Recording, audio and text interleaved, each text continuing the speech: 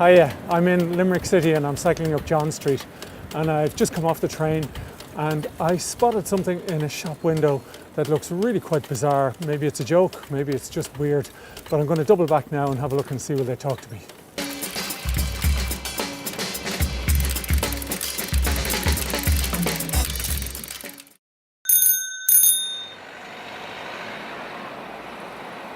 The shop is a dental lab where they make dentures, otherwise known as false teeth.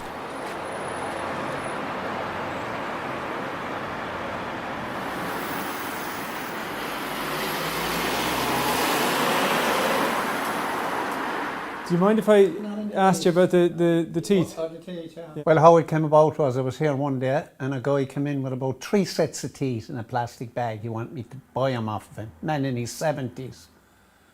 So I said to him, I said, Jesus, I said, you must be having me on. He said, they're of no value to me.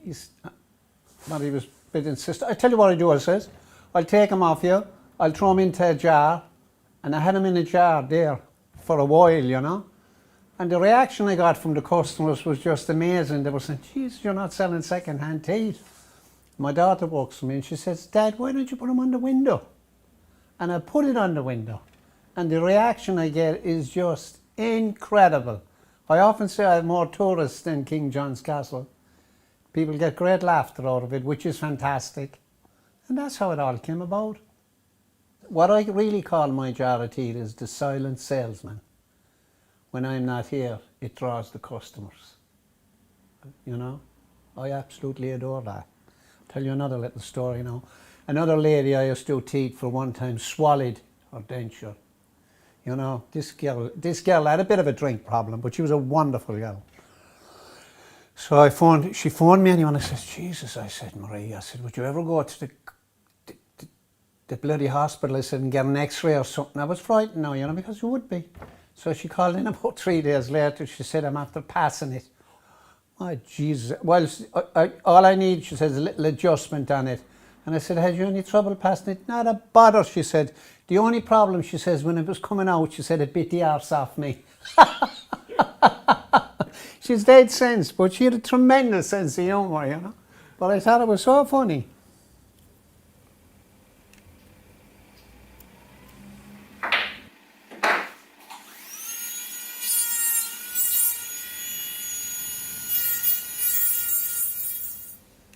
I'm actually just preparing a wax pattern for a denture. So you can see what you're trying to do is you're trying to get the shade right, the aesthetics right, everything about it. And that's the wonderful thing about this place as well, that people actually see you. You're away foreign and you're invited into these little craft shops and they'll show you what they're doing. I was often saying we should apply the same principle here in Ireland, you know, because there's some wonderful crafts. There's a lot of people come in on. They ask me why I sell them. I don't sell them, you know. They take me. One lady was in only a week or two ago. She wanted them for her pub to put them into her own jar. So I'm starting a kind of a trend because it gets a tremendous reaction. You know, it's incredible, really. When you're in the depths of despair, I often say, see other people laugh. It's just incredible, you know. And the tourists love it. The Chinese absolutely adore it. They'd be busting their sides laughing at it, taking photographs of it, and just absolutely, the reaction it gets. If I never done anything decent in the world, I'd put that out there, and the laughter you get is just incredible.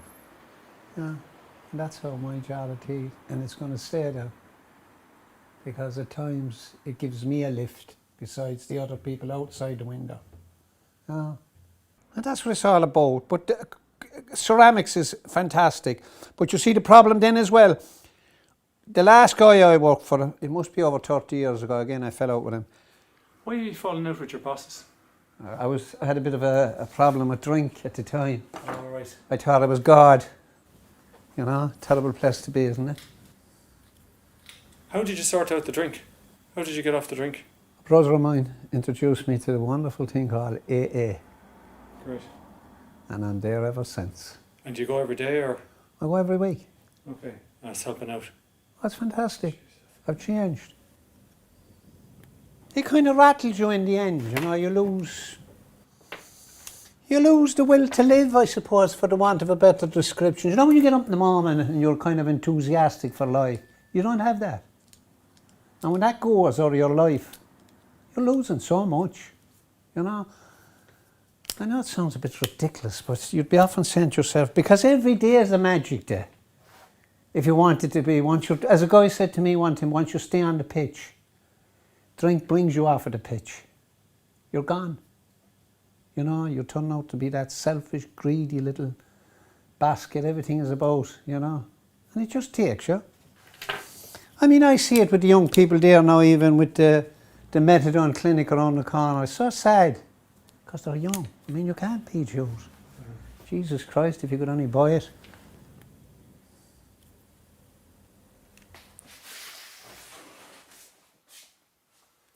They're all different. Sorry. How are you? I'm good. How are the kids? Now listen to me. Huh? Tell her that denture should be going to the elephant's graveyard. You said that to her the last time. She remembers. Jesus Christ above. Honestly, the elephant's graveyard. The elephant's graveyard. Thanks, you know. All right. Bye. And remember, tell her I said I'm the guy that put the smile on her face. Not a butter.